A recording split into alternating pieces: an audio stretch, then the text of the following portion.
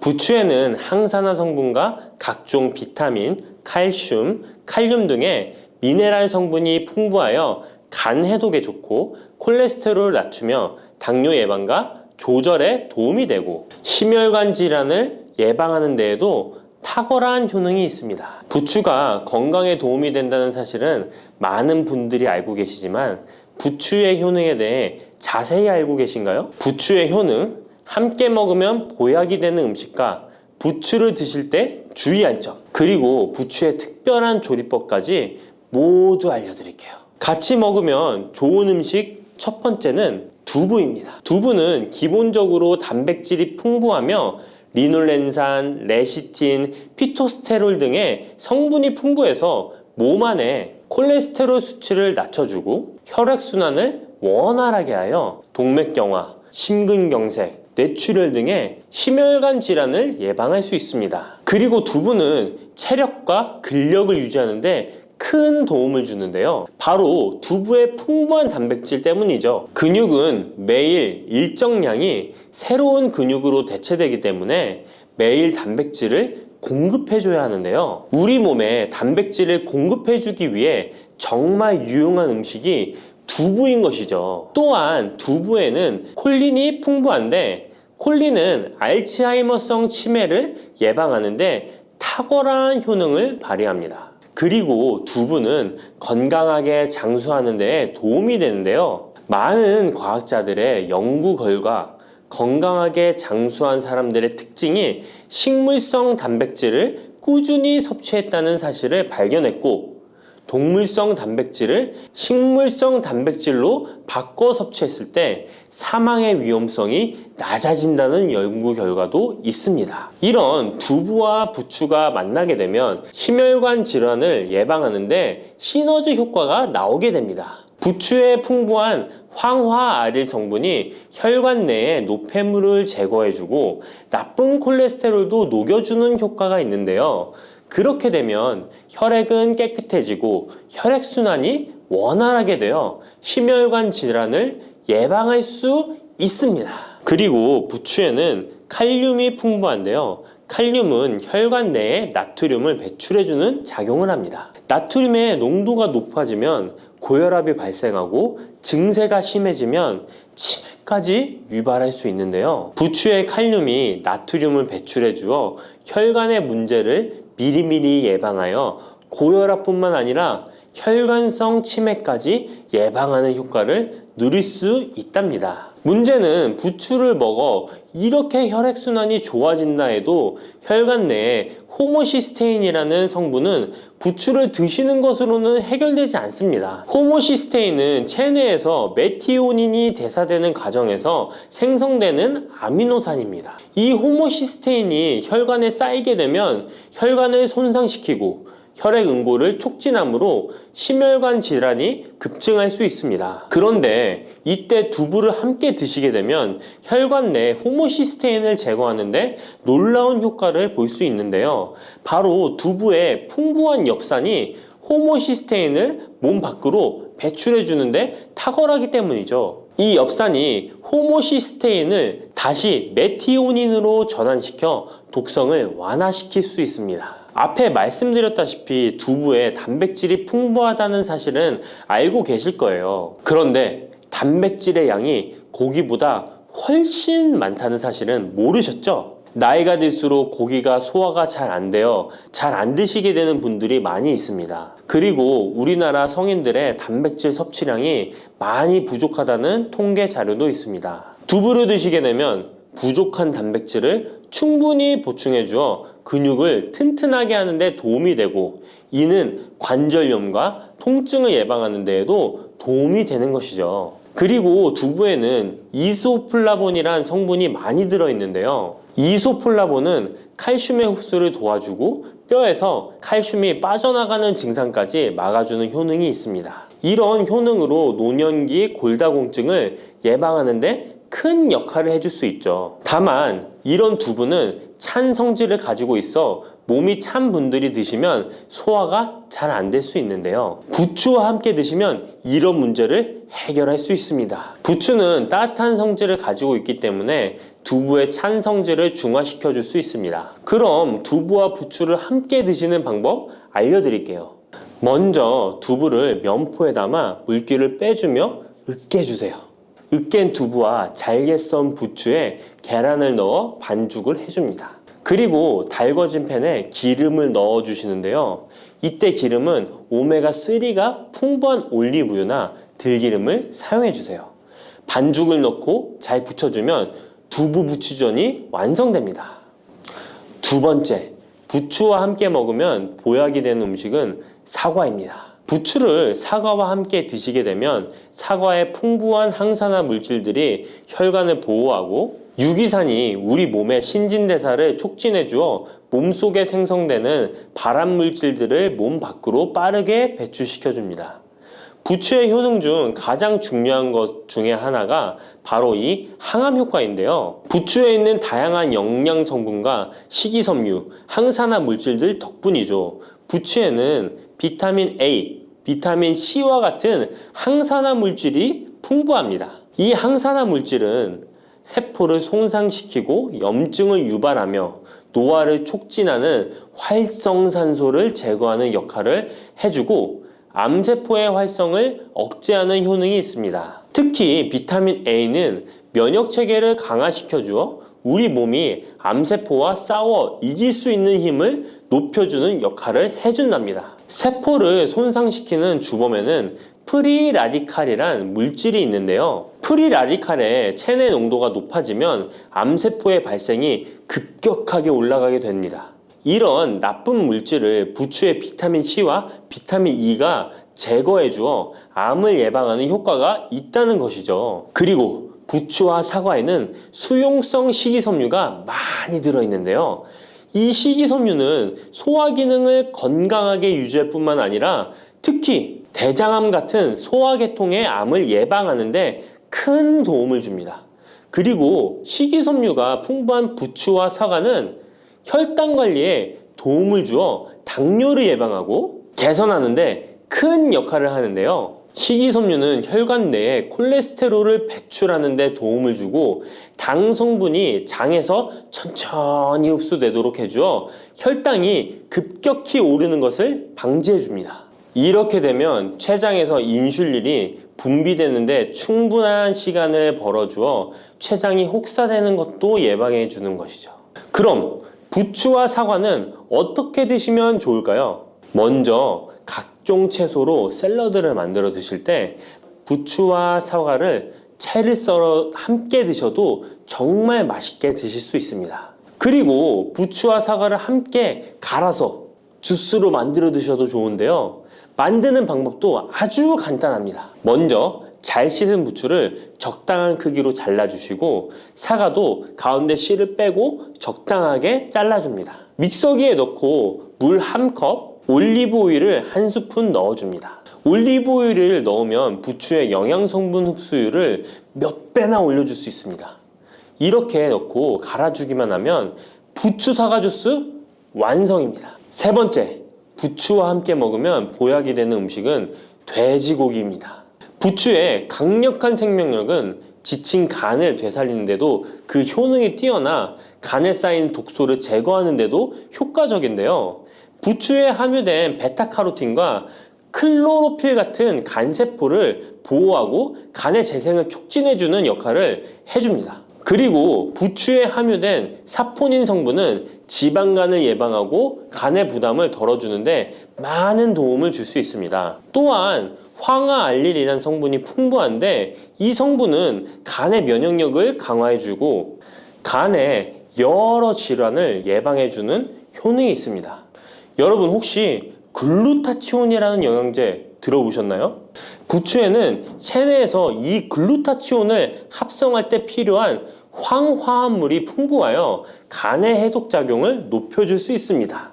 이때 돼지고기를 부추와 함께 드시면 우리 몸에 보약이 되는데요. 부추의 알레신 성분이 돼지고기의 비타민 B1의 흡수율을 높여줍니다. 또한 부추의 따뜻한 성질이 돼지고기의 찬 성질을 보완해 주어 소화가 잘 되도록 도와주고 위장 건강에 도움을 줄 수 있습니다. 그리고 영양학적으로도 서로 보완이 되어 균형 잡힌 식사가 될 뿐만 아니라 혈액순환 개선, 면역력 강화, 피로 해소, 에너지 증진, 항암 효과 등을 더 효과적으로 얻을 수 있습니다. 그렇다면 부추와 돼지고기는 어떻게 드시면 될까요? 돼지고기 수육을 부추와 함께 쌈을 싸서 드셔도 좋지만 반찬으로 만들어 먹을 수 있는 방법을 제가 알려드릴게요. 바로 돼지고기 부추볶음인데요. 먼저 부추를 적당한 크기로 잘라 준비해 주시고 돼지고기는 길쭉하고 얇게 썰어줍니다. 잘 달궈진 팬에 올리브유를 둘러주시고 부추와 돼지고기를 한 번에 넣고 볶아줍니다. 이때 대파와 다진 마늘을 넣어주시고 간장으로 간을 해주시면 됩니다. 다 볶아진 후에 들기름을 살짝 곁들여 주시면 고소함이 폭발할 뿐만 아니라 영양도 만점인 보약 반찬이 완성됩니다. 참고로 돼지고기 대신 오리고기를 사용해도 훌륭한 요리가 된답니다. 네 번째, 부추와 함께 먹으면 보약이 되는 음식은 브로콜리입니다. 브로콜리는 세계 10대 슈퍼푸드 중 하나로 선정될 만큼 건강에 좋은 채소입니다. 브로콜리에는 항산화 물질인 비타민 E, 베타카로틴, 비타민 C 등이 풍부하게 함유되어 있어 혈관 속의 활성산소를 제거하여 세포의 노화를 방지하는 효과가 있습니다. 그리고 설포라판이라는 항암 성분도 풍부하여 암세포의 성장을 억제하고 암 예방에 효과적인 놀라운 식물이죠. 또한 비타민 A가 풍부하여 눈 건강에도 아주 좋은 효능을 발휘합니다. 이 비타민 A는 부추에도 풍부하여 함께 드실 때 시너지 효과를 누릴 수 있게 되는데요. 비타민 A는 로놉신의 합성을 도와 야맹증을 예방해주고 눈의 점막을 만들어내는 효능이 있어 안구 건조증을 예방하고 눈시림 증상을 완화시켜줄 수 있습니다. 또한 비타민 C는 활성산소를 제거하여 안구세포를 보호해주고 눈의 혈관을 건강하게 유지시켜 주어 망막이 손상되는 것을 막아줍니다. 이런 효능으로 눈이 충혈되는 것과 통증을 완화시켜 줄 수 있습니다. 눈 질환 중에 황반변성은 노인의 실명원인 1위로 매우 위험한 질병인데요. 부추와 브로콜리에 풍부하게 들어있는 비타민 E가 예방해 줄 수 있습니다. 황반변성은 안구의 급격한 노화로 인해 발생하는데 비타민 E가 노화를 막아주는 효능이 있어 황반변성을 예방하는 데 도움을 줍니다. 이 비타민 E는 비타민 C, 비타민 A와 함께 먹을 때 우리 몸에서 흡수율이 올라가는데요. 그렇기 때문에 부추와 브로콜리를 함께 먹으면 눈을 건강하게 하는데 높은 시너지 효과를 가질 수 있습니다. 그렇다면 부추와 브로콜리는 어떻게 드실 수 있을까요? 지금 바로 함께 먹는 특급 조리 방법을 알려드릴게요. 잘 씻은 부추를 적당 크기로 잘라 준비하고 브로콜리는 송이를 나누어 끓는 물에 부추와 함께 살짝 데쳐줍니다. 데친 부추와 브로콜리는 찬물에 헹군 후에 물기를 제거합니다. 간장, 식초, 설탕, 다진 마늘, 참기름을 섞어 양념장을 만들어 부추와 브로콜리를 골고루 묻혀줍니다. 마지막으로 통깨를 뿌려주면 맛있는 부추 브로콜리 무침이 완성됩니다. 이렇게 몸에 좋은 부추도 주의해야 할 사항이 있습니다. 돼지고기와 함께 먹을 때는 좋지만 소고기와는 함께 먹지 않는 것이 좋습니다. 소고기는 부추와 비슷하게 따뜻한 성질을 가지고 있습니다. 부추와 함께 드시게 되면 뜨거운 성질이 강화되어 위와 장 등의 소화기관에 강한 자극을 주게 되어 소화불량을 일으키고 복통이나 설사를 유발할 수 있습니다. 너무 많이 드시게 되면 그 열로 인해 두통과 불면증까지 오는 경우도 있습니다. 그리고 신장 기능이 약하신 분들도 부추를 드실 때 주의하시는 게 좋은데요. 그 이유는 부추의 풍부한 칼륨 때문입니다. 칼륨이 몸속에 나트륨을 배출해주는 효능이 있지만 신장이 약하신 분들이 부추를 과하게 드시게 되면 많은 양의 칼륨이 몸에 들어오게 되고 약한 신장이 칼륨을 몸 밖으로 잘 배출해주지 못하게 됩니다. 그렇게 되면 고칼륨 혈증이 나타나 근육이 약화될 수 있고 심장 박동이 불규칙해질 수 있으며 심하면 호흡곤란을 초래하기도 합니다. 따라서 신장 질환이 있으신 분들은 몸 상태를 보면서 소량씩 드시는 게 좋겠습니다. 미역과 이것 함께 드시면 당뇨가 사라지고 치매가 예방됩니다. 평소 무심코한 이 행동 때문에 암과 치매에 걸릴 수 있습니다. 미역에는 풍부한 영양 성분이 있어 당뇨 예방, 골다공증, 심혈관 질환 예방, 암 예방 등 다양한 효능을 갖고 있기도 하죠. 그렇다면 미역은 어떻게 먹어야 암과 치매에 안 걸리고 우리 몸을 건강하게 만드는 보약이 될 수 있을까요? 미역국 끓일 때 고소한 들기름에 미역을 달달 볶아서 끓여 먹으면 정말 맛있잖아요. 그런데 절대로 미역을 볶을 때 들기름을 넣고 조리하시면 안 됩니다. 들기름은 오메가3 지방산과 혈관의 콜레스테롤을 제거하고 노폐물을 배출하여 혈관을 건강하게 해줍니다. 또한 동맥경화를 방지하여 심혈관 질환을 예방하고 뇌신경을 활발하게 하여 치매 예방에도 좋은 효능이 있습니다. 그런데 들기름은 다른 점이 낮아 열을 가하게 되면 산패가 되어 좋은 성분은 없어지고 1급 발암물질인 벤조피렌이 생성됩니다. 벤조피렌은 암을 발생시킬 뿐만 아니라 뇌 분비계의 장애를 일으키고 뇌 건강에 악영향을 주는 정말 위험한 물질입니다. 건강에 좋은 줄 알고 넣은 들기름 때문에 오히려 건강을 해치는 독을 먹는 상황이 되는 거죠. 들기름은 미역국을 다 끓인 다음에 마지막에 한 스푼 넣어 드시면 들기름의 효능과 고소한 맛을 온전히 누릴 수 있습니다. 미역과 함께 드시면 절대 안 되는 두 번째 음식은 바로 대파입니다. 다른 국이나 찌개를 끓일 때는 파를 꼭 넣는데 유독 미역국을 끓일 때는 왜 파를 넣지 않는 걸까요? 그 이유는 미역과 대파 둘 다 알긴산이라는 성분이 있는데 이 알긴산은 미끌거리는 식감이 있습니다. 함께 드시게 되면 식감이 나빠지는 이유도 있지만 식감보다도 더 중요한 이유가 있습니다. 대파에는 인과 유황 성분이 있는데요. 미역과 대파를 함께 드시게 되면 대파 안에 인과 유황 성분 때문에 미역에 함유된 칼슘의 흡수를 방해받게 됩니다. 미역에는 칼슘이 엄청나게 많이 들어있는데요. 미역에 함유된 칼슘의 함량은 100g당 960mg이고요. 우유에 함유된 칼슘의 함량은 100g당 105mg입니다. 우유보다 9배 정도나 더 많다는 것이죠. 성인 기준 하루 칼슘의 권장 섭취량이 600mg에서 700mg 정도인데요. 미역국을 한 그릇만 드셔도 충분히 섭취하실 수 있는 양입니다. 우유를 소화 못 시키는 분들이 칼슘을 섭취하기 위해서는 미역이 정말 좋은 식품이 되는 거죠. 이렇게 많은 칼슘은 우리 몸의 뼈를 튼튼하게 해주고 골다공증 예방에 도움을 주는데요. 이 골다공증 예방은 50대 이후의 여성분들에게는 정말 중요한 효능입니다. 골다공증으로 인해 골반뼈가 골절이 될 경우에 65세 이상은 30%가 1년 내에 사망하고 80세 이상은 50%가 2개월 내에 사망을 할 수 있다는 통계가 있습니다. 나이가 들어갈수록 미역을 충분히 섭취하시는 것을 추천드립니다. 이런 칼슘 보충제에 정말 중요한 미역을 대파와 함께 드신다면 칼슘 흡수가 제대로 되지 않는 것이죠. 미역에 미끌미끌한 성분이 알긴산이라고 했잖아요. 이 알긴산도 우리 몸에 정말 중요한 역할을 해줍니다. 바로 알긴산은 다른 물질을 흡착하는 성질이 있어 혈관 내에 나쁜 콜레스테롤을 흡착하여 배출을 도와줍니다. 이렇게 되면 동맥경화를 예방할 수 있고 혈액순환을 원활하게 하며 심혈관 질환을 예방하는데 도움을 줄 수 있습니다.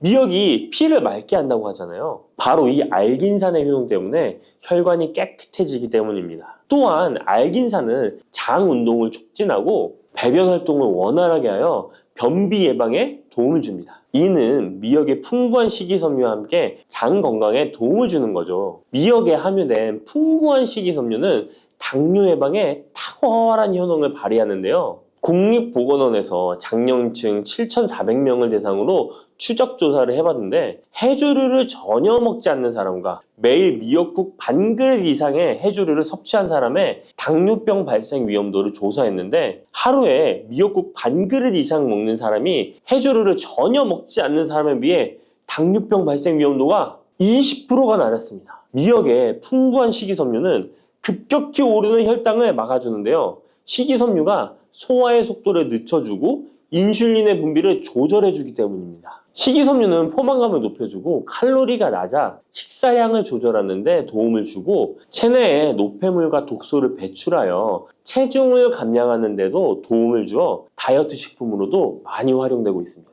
미역국은 또 아이를 출산한 산모들이 반드시 먹는 음식인데요. 미역의 풍부한 요오드는 출산 후 늘어난 자궁을 수축시켜주는 데 도움을 주며 모유가 잘 나오도록 도와줍니다. 또한 요오드는 피를 멎게 하여 상처를 빨리 아물게 하는 역할도 해줍니다. 칼슘과 철분이 풍부하여 출산 후에 흥분된 신경을 안정시켜주고 혈액의 생성을 도와 산모의 빈혈 예방에 도움을 주게 됩니다. 또한 칼륨이 풍부한데요. 칼륨은 체내 나트륨을 배출해주는 역할을 해줘 산모의 부종을 완화시켜주는데 탁월하기도 합니다. 그리고 요오드는 산모에게 좋을 뿐만 아니라 신진대사를 촉진하여 몸에 에너지를 보충해주는 역할을 합니다. 요오드가 부족할 때 나타나는 증상들이 있는데요. 몸에 기력이 없다고 하죠. 힘이 없고 피로감이 높아지게 됩니다. 신진대사가 원활하지 않기 때문에 몸의 영양소를 소모하지 않게 되어 체중이 증가하게 되고요. 피부가 건조해져 거칠어지고 탈모도 일어날 수 있습니다. 나이 들면서 인지 능력이 떨어지는 것도 요오드 부족의 한 현상일 수도 있습니다. 요오드가 부족하면 우리 몸의 호르몬의 중추적인 역할을 하는 갑상선에 문제가 생기는데요. 바로 갑상선 저하증이 생길 수 있습니다.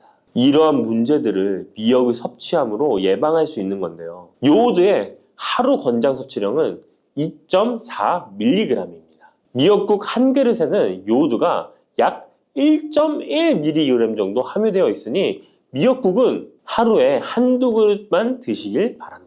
요오드는 과하게 섭취하게 돼도 문제가 생기는데요. 요오드의 섭취량이 많아지면 갑상선염이나 다른 갑상선 질환도 유발할 수 있습니다. 특별히 갑상선이 약하신 분들은 미역을 섭취하는데 주의하셔야겠습니다. 갑상선은 우리 몸에서 가장 중요한 내분비 기관 중 하나인데요. 갑상선은 목 부분, 기관지 아래에 위치한 나비 모양의 내분비 기관인데요. 중요한 여러 기능을 하지만 그 중에서도 대사율을 조절하는 역할이 있습니다. 갑상선에 T3, T4 호르몬을 분비하여 우리 몸의 에너지 소비와 체온 조절을 하는데 중요한 역할을 하게 됩니다. 갑상선 호르몬은 신경 시스템의 정상적인 기능을 유지하는데 꼭 필요한데요. 호르몬이 제대로 분비되지 않아 수치가 너무 높거나 낮게 되면 우울, 불안 증세, 기억력 감퇴 등의 문제도 발생할 수가 있습니다.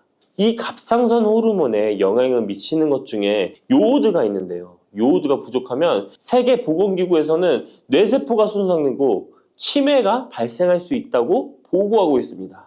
갑상선 저하증이나 항진증이 있는 분들이 요오드가 많은 미역을 많이 드시면 오히려 건강을 더 해칠 수가 있습니다. 건강하신 분들은 미역을 많이 드셔도 호르몬 조절이 잘 되어 문제가 없지만 갑상선에 문제가 있어서 호르몬 조절이 잘 안 되는 분들은 이 요오드의 수치가 높아지게 되면 체내에 활성산소가 증가하게 되어 염증을 일으키고 갑상선염을 유발하고 극히 드물지만 심해지면 갑상선 암으로도 발전시킬 가능성도 있습니다. 따라서 갑상선에 문제가 있는 분들은 미역을 드실 때 주의하셔야 합니다. 날이 갈수록 암의 발병률이 높아지고 있어서 암에 대한 관심도가 높아지는 것이 사실이죠. 이처럼 미역에는 강력한 항암 효과가 있어 건강식품으로도 아주 좋은데요. 미역에는 요오드, 식이섬유, 칼슘, 비타민 등 많은 영양소가 있다고 했잖아요. 그런 것보다 훨씬 중요한 것이 있습니다. 바로 후코이단이라는 성분인데요.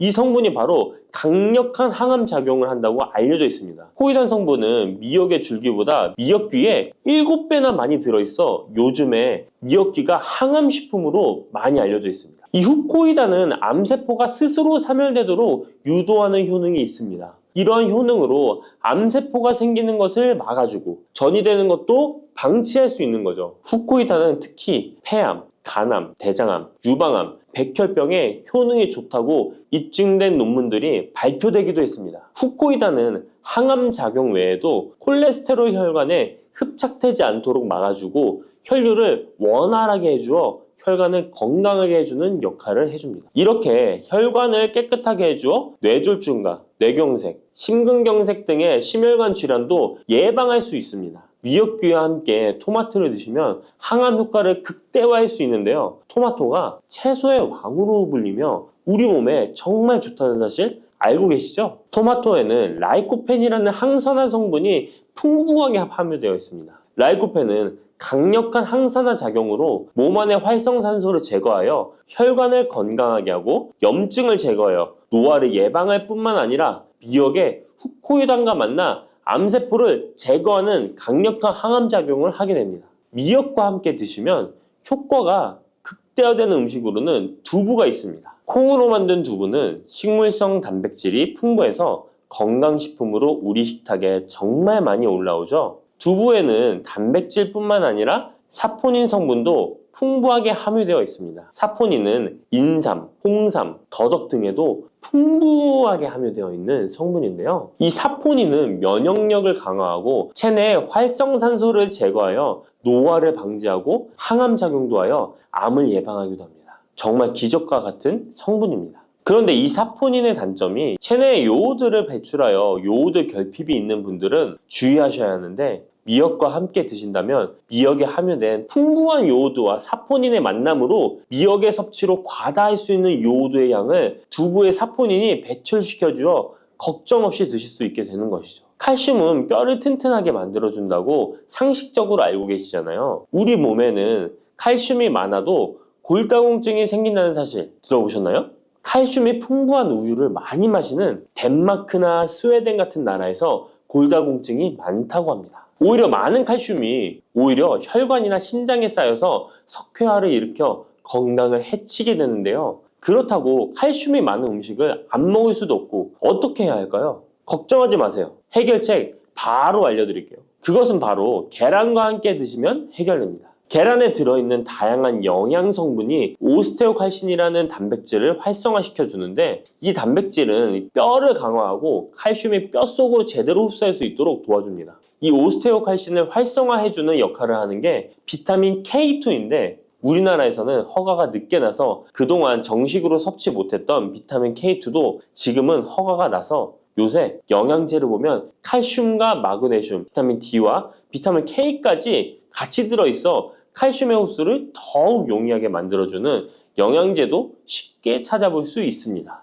그런데 이렇게 칼슘을 아무리 많이 섭취해도 흡수가 안 돼 그대로 혈관에 남게 되면 쌓이고 쌓여서 석회화를 유발시킬 수 있겠죠? 이처럼 미역과 계란을 함께 섭취하면 칼슘의 흡수를 도울 뿐 아니라 우리 몸의 pH 균형을 잡아주는 데도 중요한 역할을 해줍니다. 미역은 알칼리성 식품이고 계란은 산성 식품으로 같이 섭취하면 약 알칼리성 상태로 유지시켜줍니다. 게다가 소화에도 좋고 미역은 단백질과 잘 어울리니 계란과 함께 먹으면 소화도 잘 되고 우리 몸에 흡수도 잘 된답니다. 따뜻한 생강차 한 모금이 생각이 많이 나는데요. 저는 꼭 생강을 사다가 꿀을 넣은 생강청을 해놔서 자주 마시곤 합니다. 알싸한 생강차를 마시면 몸이 따뜻해지는 게 느껴지더라고요. 몸이 차신 분들은 생강이 몸을 데우는데 효과가 있다고 많이 들어보셨을 거예요. 과연 진짜 이 생강은 우리의 몸을 따뜻하게 해주는 효과가 있을까요?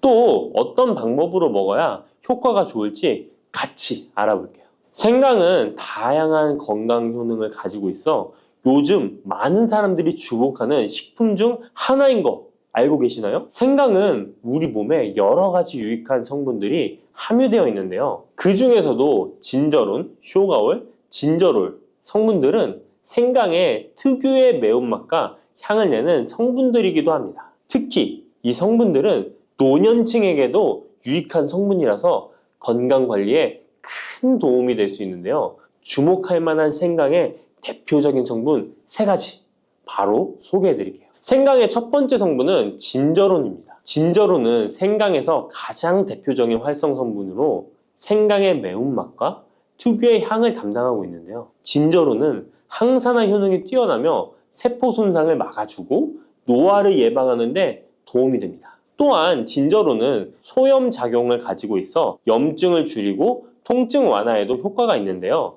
류머티즘 관절염, 근육통, 기타 염증성 질환에 이 성분이 도움을 줄 수 있고 면역력을 증강시키는데 중요한 역할을 해서 특히 면역력이 약해질 수 있는 노년분들에게 매우 유익한 성분입니다. 생강의 두 번째 대표 성분은 쇼가올입니다. 쇼가올은 생강을 건조하거나 가열했을 때 생기는 물질인데요. 이 성분은 항암 효과가 있다고 알려져 있어 암 예방에 효과가 있습니다. 쇼가올은 진저론보다 강력한 항염증 작용을 하는데요. 이 성분은 염증을 유발하는 물질인 프로스타글란딘의 생성을 억제하는데 매우 효과적인 것으로 밝혀졌습니다. 쇼가올은 소화기 계통에 유익한 성분으로 유명한데요. 위의 점막을 보호하고 위염을 예방하며 소화불량을 개선하는 데 유용하며 위장을 자극하여 소화를 돕고 변비를 완화하는 데 중요한 역할을 합니다. 소화 기능이 떨어지기 쉬운 노년층에게 특히 유용한 성분입니다. 생강의 세 번째 대표 성분은 진저롤입니다. 진저롤은 생강을 신선한 상태에서 섭취할 때 함유되어 있는 성분인데요. 이 진저롤은 진통 효과가 뛰어나고 항염증 작용을 통해 몸의 염증을 줄이는 데 도움을 줍니다. 이 성분은 혈액순환을 촉진하고 체온을 올려주는 효과가 있어 특히 수족냉증에 효과적입니다. 어르신분들 중 혹시 겨울만 되면 손과 발이 차신 분들이 있으신가요? 생강의 이 성분은 노년층에게 자주 겪는 손발 차가운 문제를 해결하는 데 큰 도움이 될 수 있습니다.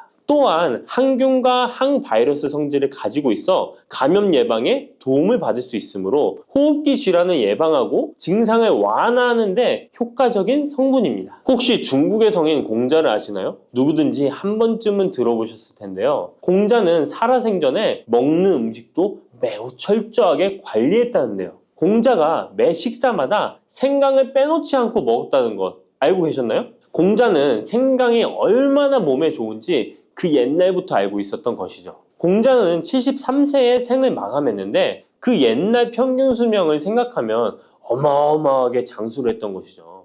이렇게 건강에 좋은 생강, 생강이 왜 그렇게 좋은지, 생강이 이 우리 건강에 어떤 도움이 되는지 4가지 주요 효능을 소개해 드릴게요. 생강의 효능 첫 번째는 면역력 강화입니다. 서울대 노화연구소에서 꼽은 면역력에 좋은 식품 3가지 안에 이 생강이 포함되는 거 알고 계셨나요? 생강에는 아까 소개해드렸던 3가지 성분 진저론, 쇼가올, 진저롤이 포함되어 있어 면역력을 강화하는 데 매우 효과적입니다. 특히 항염증 효과가 뛰어나 몸의 염증을 줄여주고 면역 체계가 더 강하게 작동하도록 도와주는데요. 면역력이 떨어지기 쉬운 노년층에게는 자주 섭취하는 것이 좋은 식품입니다. 생강을 꾸준히 섭취하면 감기나 각종 질병에 걸리는 확률을 낮출 수 있다는 거 잊지 마세요. 생강의 두 번째 효능은 항산화 효과입니다. 미국 국립암연구소가 꼽은 항산화 식품 1등급인 생강은 진저론과 쇼가올 같은 성분이 포함되어 있는데요. 이 성분들은 강력한 항산화 효과를 가지고 있으며 이 항산화 물질은 우리 몸에서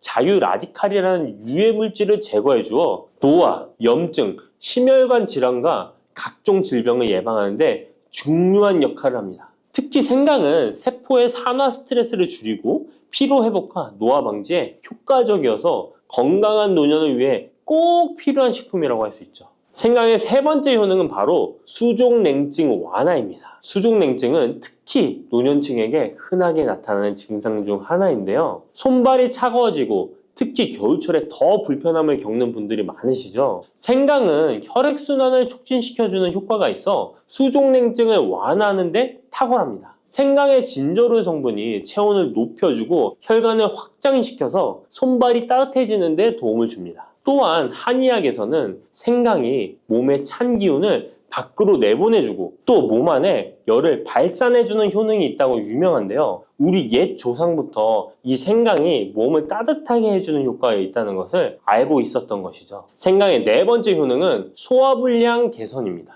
예전처럼 많이 먹지도 않았는데 속이 더부룩하신 분들 많이 계시죠. 소화불량은 나이가 들면서 자주 겪게 되는 문제인데요. 생강은 소화불량을 개선하는데 매우 효과적입니다. 생강에 포함된 쇼가의 성분은 위장의 운동을 촉진시키고 위염을 예방하는 데 도움이 되는데요. 또한 메스꺼움이나 구토 증상을 완화시켜주기 때문에 특히 소화기 계통에 문제가 있는 분들에게 좋습니다. 그런데 이렇게 좋은 생강 그냥 차로만 드시고 계시는 분 많으시죠? 각 방법은 그에 맞는 효능을 더욱 잘 발휘할 수 있기 때문에 여러 방법으로 생강을 활용하는 것이 좋습니다. 차로 드시는 것 말고도 여러 가지 섭취하는 방법에 대해 자세히 알려드릴게요. 첫 번째 방법은 가장 간단한 방법으로 생으로 먹는 것입니다. 생강을 얇게 썰어서 샐러드나 요리에 넣어 먹을 수 있는데요. 생으로 먹을 경우 생강의 모든 효능을 그대로 섭취할 수 있으며 항산화와 항염 효과를 가장 잘 느낄 수 있습니다. 물론 그 특유의 매운맛이 강하기 때문에 매운맛을 좋아하지 않는 분들은 식초에 절여주시거나 물에 조금 담가 매운기를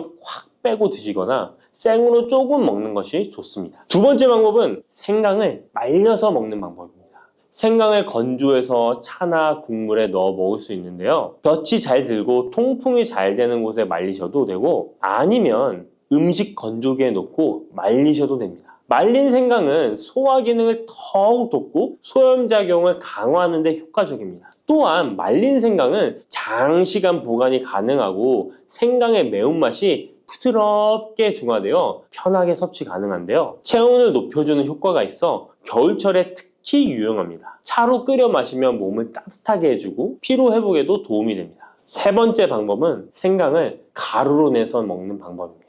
생강가루는 다양한 요리에 활용할 수 있고 특히 음료나 디저트에 넣어 먹기에 좋은데요. 혹시 진저맨 쿠키라고 들어보셨나요? 크리스마스에 자주 보이는 쿠키인데요. 외국에서는 진저맨 쿠키라고 쿠키 반죽에 생강가루를 넣어 겨울철 생강을 먹기 싫어하는 아이들에게 주는데요. 이렇게 가루 형태로 만들게 되면 생강의 매운맛을 부드럽게 즐길 수 있고 물에 타서 마시거나 다양한 요리에도 넣어 드실 수 있고 또한 소화 기능을 돕고 약간의 진통 효과까지 누릴 수 있습니다. 그냥 생강만 드시게 되면 너무 맵다고 하시는 분들 있으신가요? 혹시 생강의 향이 너무 강해서 조금 옅게 드시고 싶은 분도 있으실 텐데요. 그런 분들은 주목해 주세요. 생강과 잘 어울리는 식품 몇 가지 소개해 드릴게요. 생강과 잘 어울리는 식품 첫 번째는 레몬입니다. 레몬과 생강은 궁합이 아주 좋은데요. 레몬은 비타민C가 풍부해서 면역력 강화에 도움을 주고 생강은 항산화 작용을 하는데요. 두 가지를 함께 섭취하면 서로 효과가 극대화돼서 특히 감기 예방에 탁월합니다. 또한 레몬은 소화 촉진에 도움을 주며 생강도 소화불량 개선에 뛰어난 효능이 있는데요. 이 둘을 함께 드시면 소화 기능이 개선되고 면역력 강화와 항산화 효과까지 배가 된다는 것 잊지 마세요. 생강과 레몬은 레몬 생강차나 레몬과 생강을 함께 넣은 샐러드로 드시는 것을 추천드립니다. 생강과 궁합이 좋은 식품 두 번째는 강황입니다. 강황은 생강과 함께 먹으면 항염증, 항암, 면역력 증진 효과가 매우 강력해지는데요. 강황의 주성분인 커큐민은 항염증과 항산화 작용이 뛰어나 생강의 진저론, 쇼가올, 진저롤과 함께 염증을 줄이고 세포 보호 효과를 극대화할 수 있습니다. 또한 강황은 면역력을 강화하는 데도 중요한 역할을 하는데요. 생강과 강황은 두 가지 모두 소염작용이 뛰어나기 때문에 관절염이나 염증성 질환을 앓고 있는 사람들에게 매우 뛰어난 작용을 합니다. 강황 생강차는 특히 겨울철에 체온을 올려주는 효과가 있어 겨울철 몸이 차신 분들, 수족냉증이 있으신 분들에게 추천드립니다. 생강과 같이 먹으면 좋은 식품 세 번째는 꿀입니다. 겨울철 꿀에 생강을 담가 차로 드시는 분들 많으시죠? 꿀은 생강과 함께 섭취하면 그 효능이 배가 되는데요. 꿀은 항균과 진정 효과가 있어 생강의 자극적인 맛을 부드럽게 해줄 뿐만 아니라 또한 꿀은 피로 회복해 주고 생강과 함께 먹으면 소화불량 개선에도 도움이 됩니다. 꿀 생강차는 속을 따뜻하게 해주고 위와 목을 따뜻하게 해주어 감기 증상이나 기침 완화에도 좋은 음료입니다. 이렇게 건강에 좋은 생강, 몸에 좋다고 많이 드셔도 될까요? 모든 식품은 과, 유, 불, 급인데요. 생강도 마찬가지로 적절히 섭취해야 효과가 있습니다. 또한 잘못 먹으면 몸에 해가 되는 부작용이 있을 수 있기 때문에 몇 가지 유의사항을 알아두는 것이 중요한데요. 바로 알려드릴게요. 생강을 저장할 때 대충 비닐에 보관하셨다가 곰팡이 피신 분도 있으시죠? 생강은 곰팡이가 생기지 않도록 주의해야 하는데요. 생강은 수분 함량이 많아 습기에 민감하고 곰팡이가 쉽게 생길 수 있습니다. 이때 곰팡이가 생긴 생강은 섭취하지 않도록 하세요. 생강에 핀 곰팡이는 미코톡신이라는 독소를 생성하는데요. 일부 미코톡신은 인체에 매우 유독해 간과 신장, 면역체계에 심각한 손상을 줄 수 있습니다. 생강의 일부분만 곰팡이가 생겨도 이 독이 생강 전체에 퍼질 수 있어 곰팡이 핀 생강은 아깝더라도 전체 다 버리셔야 한다는 거 잊지 마세요. 곰팡이가 피지 않도록 생강을 보관할 때는 통풍이 잘 되는 곳에 보관하고 습기가 많은 곳은 피하는 것이 좋습니다. 생강은 많은 효능을 가지고 있지만 과다 섭취할 경우 부작용이 있을 수 있는데요. 너무 많이 지나치게 먹으면 속이 쓰리거나 위염이나 위장장애를 일으킬 수 있습니다. 하루에 2에서 3g 정도로 섭취하는 것이 적당하며 위장에 민감한 분들은 조금 더 적은 양을 섭취하는 것이 좋다는 것 기억하세요.